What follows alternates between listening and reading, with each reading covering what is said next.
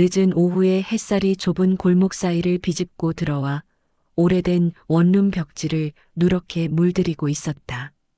그 방 안에는 한 남자가 조용히 앉아 있었다. 올해 78.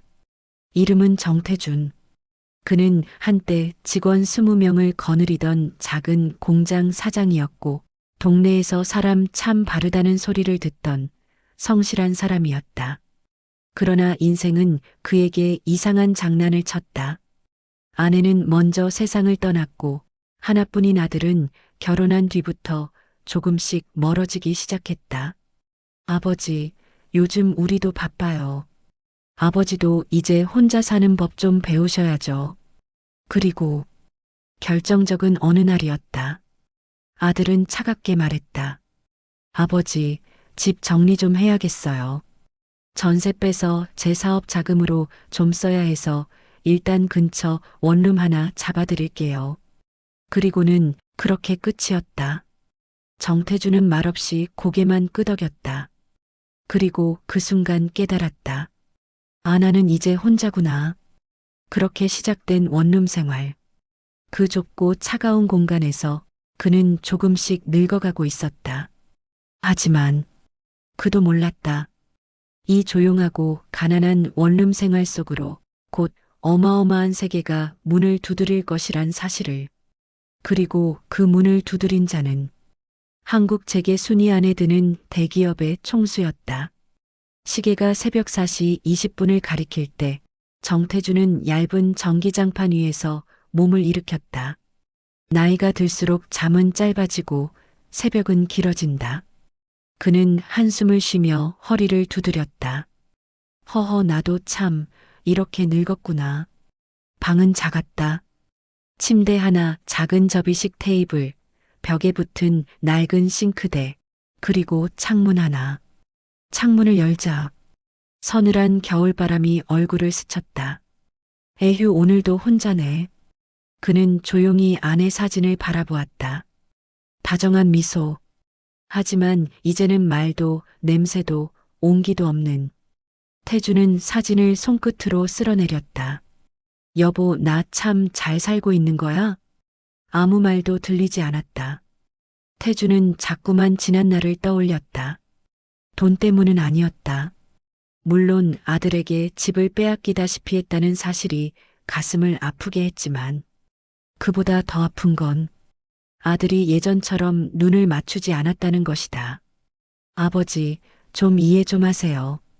이제는 제가 제 인생 살아야죠.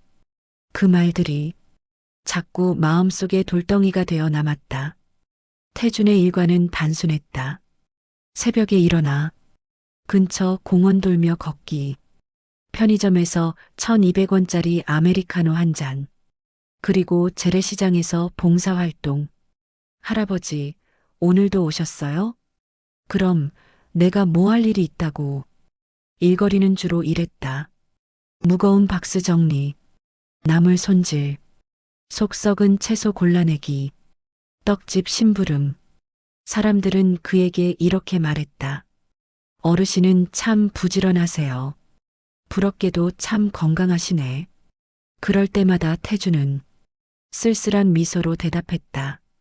아이고, 부지런해서 사는 게 아니라 혼자 있으니 할 게 이거밖에 없지요. 어느 날 시장에서 채소 껍질을 정리하고 있을 때였다. 검은 코트를 입은 남자가 다가왔다. 머리는 가지런히 빗어 넘겼고 신발은 먼지 한 톨 없었다. 시장 사람은 아닌데? 남자는 잠시 태준을 보다가 아주 낮고 묵직한 목소리로 말했다. 혹시 정태준 씨 맞습니까? 태준은 놀라서 고개를 들었다. 예, 맞습니다만. 남자는 아무 대답도 하지 않았다. 그저 지갑에서 뭔가를 꺼내 보였다. 금빛 가장자리가 달린 명함. 그리고 그 위에 적힌 이름. JK그룹 회장 강도윤. 태주는 순간 손에서 칼집 난 배추가 미끄러져 떨어졌다. 회 회장님이요? 아니, 근데 왜 저 같은 사람을? 남자의 목소리는 더욱 낮아졌다. 회장님께서 직접 뵙자고 하셨습니다. 지금 데려가겠습니다. 나를요? 예. 태주는 멍하니 서 있었다. 시장 아주머니들도 속삭였다. 어머, 뭐야? 저 사람 누구야? 저 할아버지랑 무슨 관계야? 하지만 그 누구도 진짜 이유를 몰랐다. 태준 역시 몰랐다. 자신의 삶이 그 순간부터 완전히 뒤바뀌기 시작한다는 것을.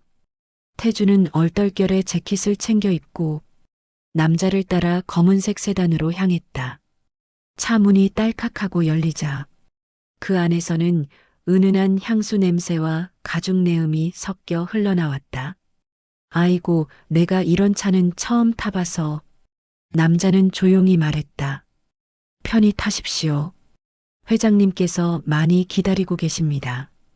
근데 회장님이 나를 왜? 가면 압니다. 차가 움직이기 시작했다. 시장은 점점 멀어지고 골목은 흐릿해졌다. 태주는 창밖을 보며 중얼거렸다. 이게 뭐라고 뭐가 시작되는 거지? 약 40분 뒤 차는 서울 근교에 있는 거대한 저택 앞에 멈췄다. 넓은 정원, 유리로 만든 외벽, 그리고 수십 명의 경비 인력. 태주는 입을 다물지 못했다. 이게 사람 사는 집이요? 남자는 고개만 끄덕였다. 정태준 씨, 회장님께서 안에서 기다리고 계십니다. 문이 열렸다. 태주는 두 발로 내렸다. 한쪽 무릎이 살짝 흔들렸다. 그리고 그 앞에 펼쳐진 풍경은 그의 인생에서 단 한 번도 본 적 없는, 상상조차 못한 세계였다. 넓은 응접실. 정면에는 큰 창이 있었고 그 앞에 한 남자가 서 있었다. 백발이 성성하지만 눈빛은 뜨거운 강철처럼 날카로웠다.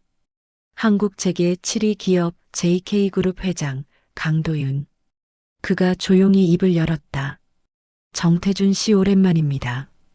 태준은 더더욱 혼란스러워졌다. 오랜만이라고요? 회장님을 제가 아나요? 강도윤은 천천히 고개를 끄덕였다. 예. 오래전, 아주 오래전에 저를 살려주셨습니다. 태주는 당황한 얼굴로 회장을 바라보았다. 살려줬다고요? 제가요? 그러나 기억이 나지 않았다. 그럴 만한 인연을 가진 적이 없었다. 그때 회장의 표정이 한없이 차분하게 가라앉았다. 정태준 씨, 이제부터 당신 인생은 제가 책임지겠습니다. 태주는 숨이 막혔다. 회 회장님 무슨 말씀이십니까? 강도윤은 단단한 목소리로 말했다. 당신은 내 은인입니다. 그리고 나는 은인을 절대 잊지 않는 사람입니다. 그리고 이 한마디로 정태준의 인생은 완전히 뒤집혀 버렸다. 거대한 응접실. 공기가 묘하게 가라앉았다. 정태준은 감히 의자를 잡지도 못한 채 얼어붙어 서 있었다. 회장 강도윤, 한국 재계 7위 JK그룹 총수. 그런 인물이 자신에게 고개를 숙이듯 말하고 있었다. 정태준 씨, 당신은 과거 저를 죽음에서 구해주셨습니다. 태주는 떨리는 목소리로 말했다.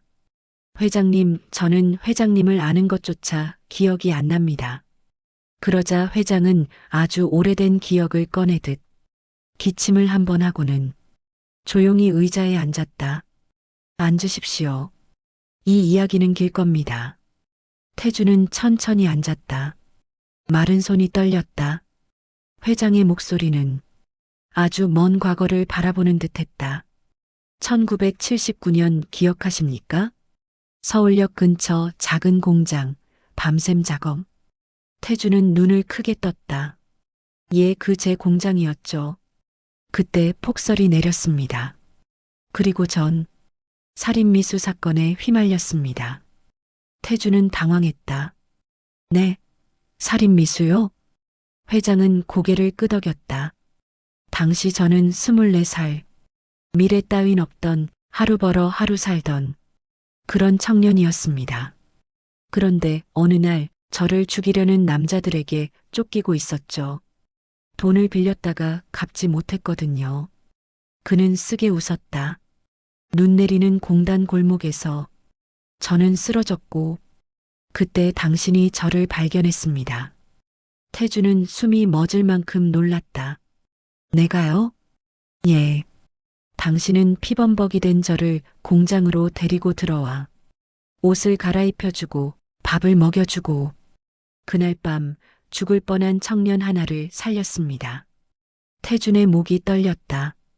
그게 회장님이었습니까? 예. 회장이 고개를 끄덕였다. 바로 저였습니다. 침묵. 응접실의 공기가 갑자기 무겁게 내려앉았다. 강도윤의 손등 위로 주름이 깊게 파여 있었다.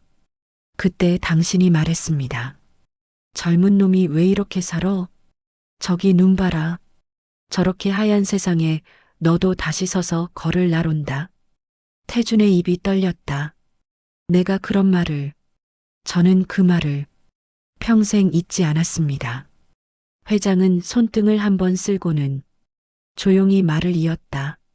당신이 아니었다면 저는 그날 거리에서 죽었을 겁니다. 그리고 그 말 덕분에 전 다시 움직일 힘을 얻었죠.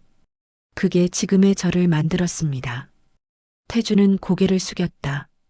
눈에서 천천히 뜨거운 것이 올라왔다.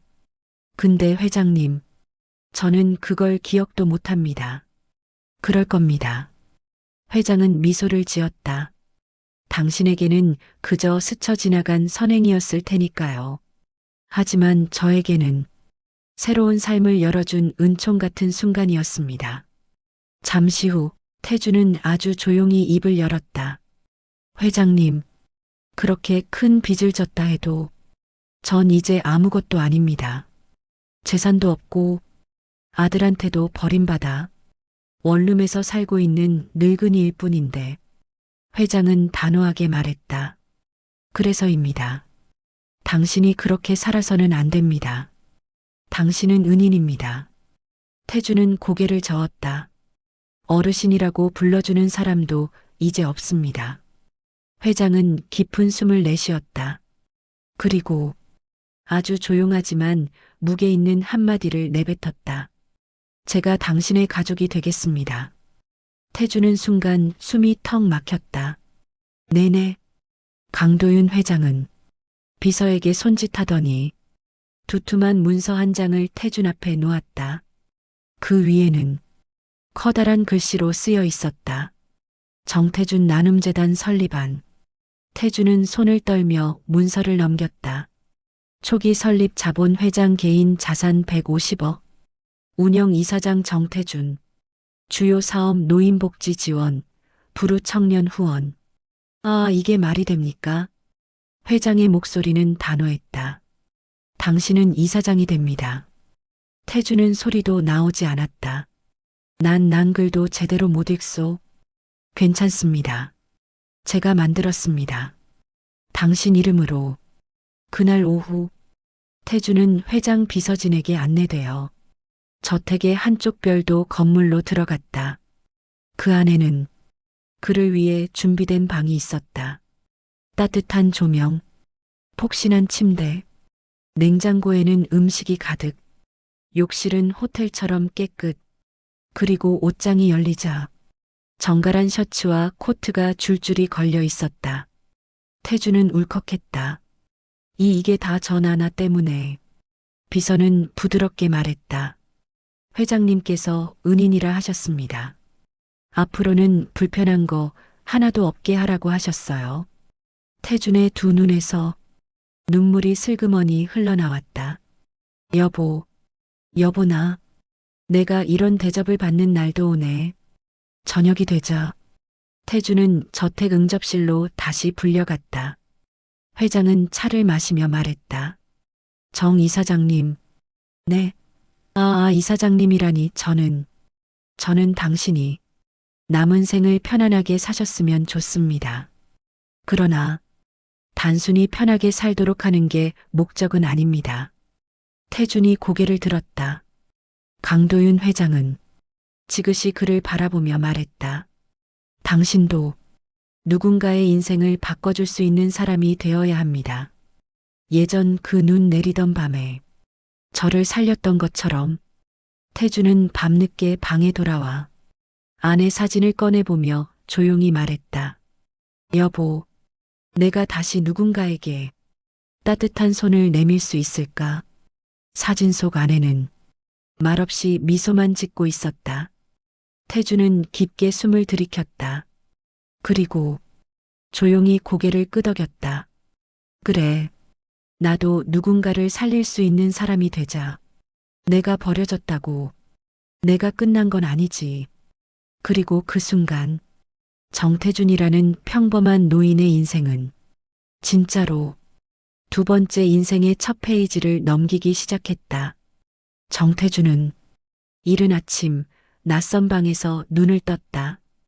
부드러운 침구, 창문으로 들어오는 햇살, 방 안에 깔린 약한 난방열.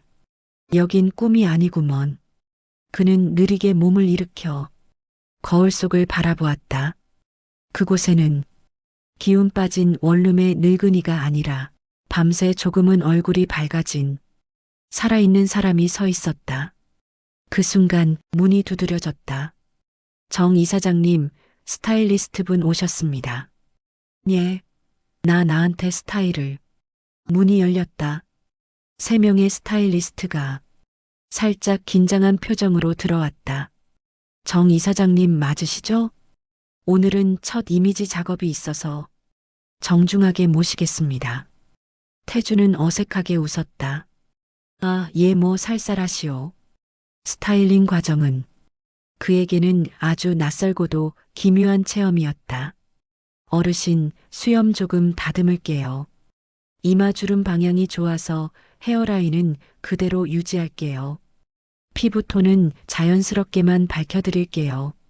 태주는 연신 놀라기만 했다. 아니, 이런 걸 나 같은 늙은이한테. 스타일리스트는 미소 지었다. 아닙니다. 사회에 큰 선행을 베푸신 분이라 들었습니다. 태주는 순간 멈췄다. 선행? 내가? 어제 회장이 했던 말이 가슴속에서 다시 뜨겁게 일어나는 듯했다. 머리를 단정히 손질하고 군더더기 없는 회색 코트를 입고 구두를 신고 거울 앞에 섰을 때 거울 속에는 늙었지만 귀티가 흐르는 품이 있는 노인이 서 있었다. 내가 이게 맞나? 스타일리스트가 고개를 끄덕였다.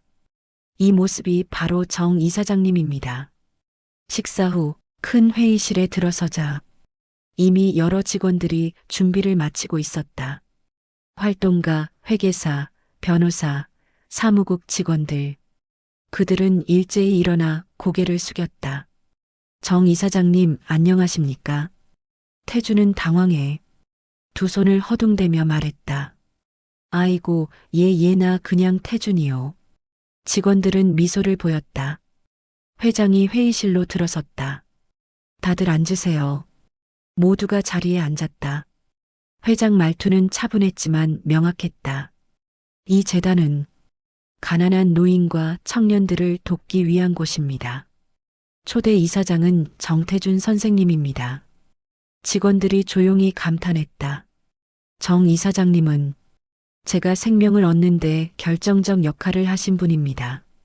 그 은혜를 세상으로 확장하기 위해 이 재단이 존재합니다. 태주는 얼굴이 붉어졌다. 아이고, 그런 말씀 마시오. 난 그저. 그러나 회장은 손을 들었다. 선생님, 이제는 숨지 마십시오. 당신의 선행이 수천 명의 삶을 바꿀 겁니다. 회의실이 조용해졌다. 그리고 태준의 눈에서는 다시 한 방울 눈물이 떨어졌다. 이날의 첫 업무는 조용하고도 깊은 자리였다. 청년 장학금, 독거노인 지원금, 위기 가정 지원. 각 신청자들의 사연이 담긴 서류가 이사장 자리 앞에 놓였다. 비서가 조심스럽게 말했다. 어려우시면 저희가 대신 정리해드려도 됩니다. 태주는 고개를 저었다. 아니요. 이건 내가 읽어보겠소. 그는 천천히, 정확히 한 글자 한 글자 읽었다. 어떤 사연에서는 입술을 꽉 깨물었고 어떤 사연에서는 눈까지 비벼가며 읽었다. 그리고 마침내 말했다. 이 사람들 다 도와줄 수는 없소? 직원들이 미소를 지었다. 가능합니다, 이사장님. 예산 안에서 조정하겠습니다. 태주는 진심으로 고개를 끄덕였다. 그려, 나 같은 늙은이가 이제서야 힘을 쓰는구먼. 며칠 뒤 그의 인생을 뒤흔드는 순간이 찾아왔다. 비서가 방으로 뛰어들어왔다. 정 이사장님, 신문 좀 보셔야 합니다. 태주는 신문을 받아들었다. 일면 상단. 굵직한 제목. 재계 7위 JK그룹 회장. 과거 자신을 구한 은인 찾아.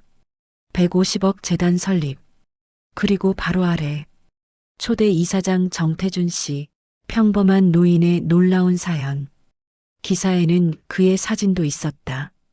방금 스타일링을 거친 품위 있는 모습 그대로. 태주는 충격에 숨을 멎을 뻔했다.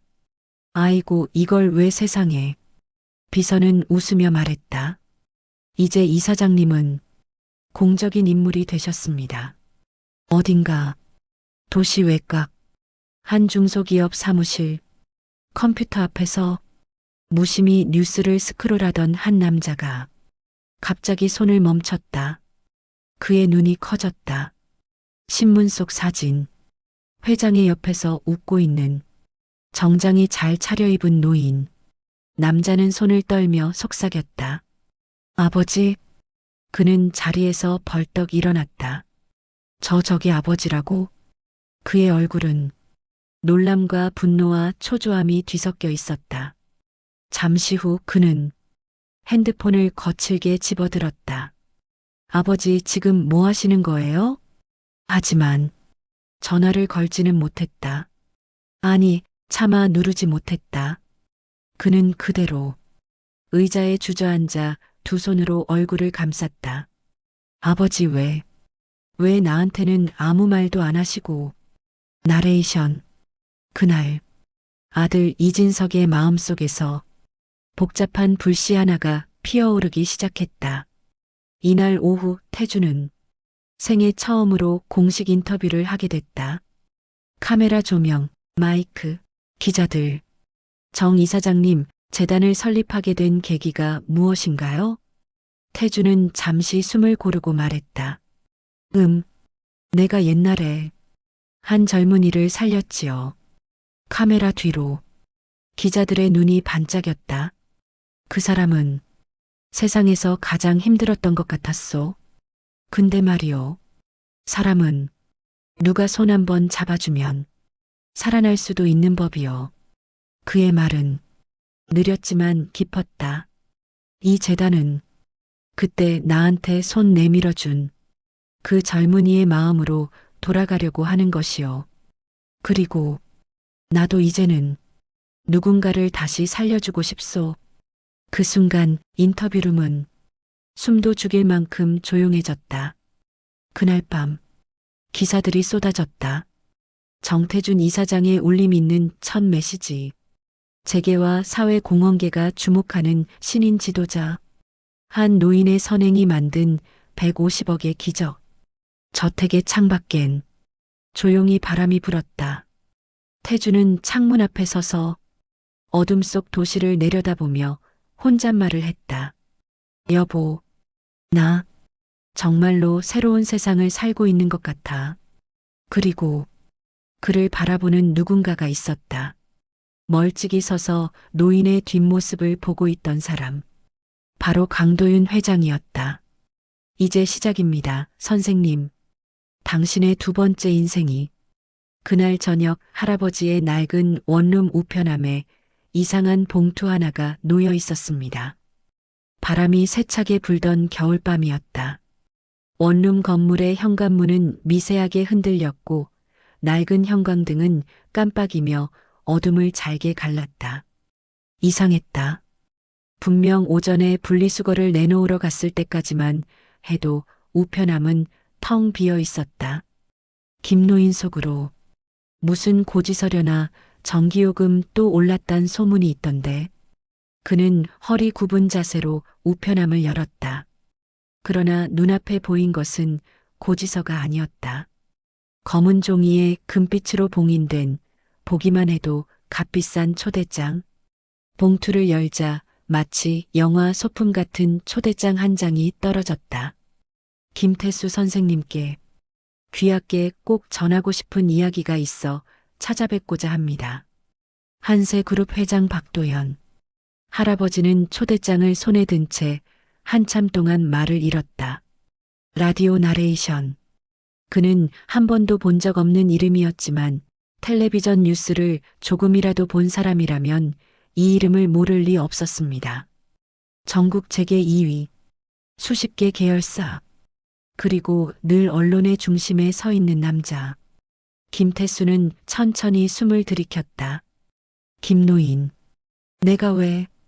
그가 아무리 생각해도 이유를 찾을 수 없었다.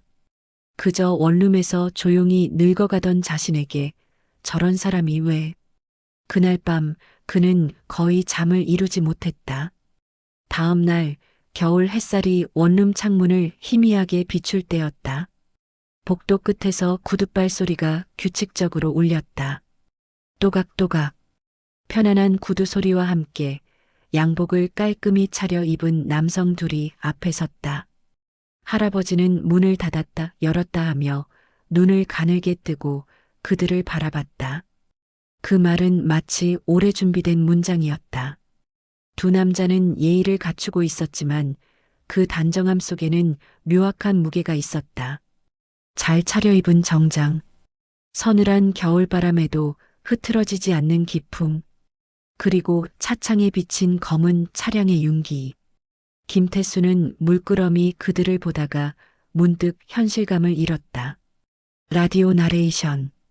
아내가 살아있을 때도 아들이 곁에 있을 때도 그는 늘 평범하다는 말 뒤에 숨어 살았다.